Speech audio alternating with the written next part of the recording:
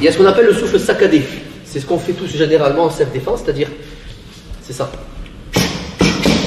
Frappe, souffle. Enfin, quand je dis souffle, c'est expiration. Ça, c'est très bien. Sauf qu'il y a beaucoup de et peu de. À un moment donné, on est en dette d'oxygène, entre guillemets. C'est-à-dire, si je vous dis pendant 1 minute, vous tapez non-stop sur le bouclier, ou vous faites un shadow libre, version rapide, et vous soufflez, vous pouvez tester, on va pas le faire, hein. Mais voilà, je vous donne le raccourci.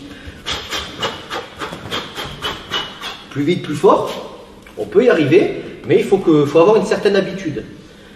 Donc là, je vous déconseille, quand c'est des exercices longs, 1 minute, 45 secondes ou je ne sais quoi, de faire toutes les techniques saccadées. Ça, je vous conseille si c'est une attaque. Voilà. Courte explosivité, courte durée. Là, ouais. Maintenant, je vous conseille, et vous allez le tester, quand ça sera en combat surtout, quand ça sera long, genre les combats qu'on va faire, où vous travaillez, ce qu'on a fait là d'ailleurs, hein. J'aurais dû vous le dire avant peut-être, mais trop tard. Quand vous travaillez sur une période un peu plus longue, ou que vous ne savez pas la période, le temps, si je vous dis allez c'est parti, vous ne savez pas quand ça va s'arrêter. Allez-y mollo. Donc dans l'idée, vous allez faire, alors je ne sais pas comment vous rappeler ça, j'appelle ça la respiration, ah, vous avez rigolé, hein, fou de ma gueule, la respiration de docteur, comme chez le docteur, ça veut dire quoi? Vous avez tous fait avec le stéthoscope dans le dos, il vous dit, où il y a que moi.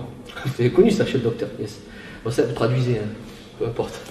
Mais dans l'idée c'est ça, donc il y a les respirations saccadées, et s'il y a plus d'expiration que d'inspiration, vous serez en dette d'oxygène entre guillemets, du coup pour rattraper le truc, mais ça c'est quand tout va bien en plus, c'est quand le mec ne bouge pas, si en même temps vous êtes en train de faire, et il vous met un coup ici, vous allez vous dire, oula, je suis un peu perturbé. Donc, au niveau du souffle, ce qu'il faut essayer de faire quand c'est long, c'est vraiment ouvrir, je vais schématiser, mais vous ouvrez en grand la bouche.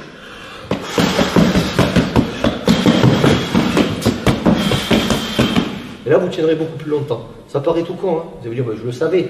Oui, certes, mais il faut le placer. Donc quand, je vous dirai, quand ce sera des combats un peu plus longs, je vous conseille de souffler comme ça. Et de garder le rythme, et non pas de prenez un shoot, et là ça va tout vous perturber, vous allez être un peu perturbé.